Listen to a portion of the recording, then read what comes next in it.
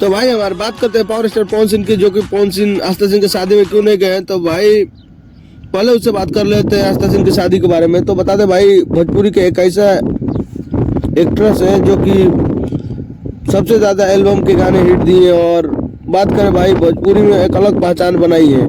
और उससे अच्छा बात यह है कि भाई एक ऐसी एक्ट्रेस है जो कि बहुत ही कम टाइम में शादी की है।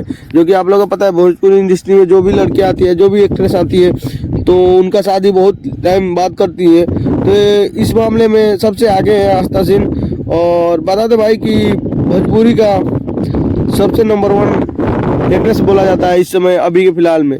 और उसके बाद बात करते हैं पवन सिंह के, जो कि आस्था सिंह की शादी में क्यों नहीं गए। तो भाई पवन सिंह के पास टाइम नहीं होगा, या उनसे कुछ बातें हुई हो, क्योंकि काफ़ी समय से पवन सिंह आस्था सिंह एक साथ दिखाई नहीं दे रहे हैं। तो हो सकता है कुछ बातें हुआ होगा। तो चलिए जैसे अपडेट मिलता है मैं आप लोगों को सामने रखूँगा, तब तक मिलते हैं।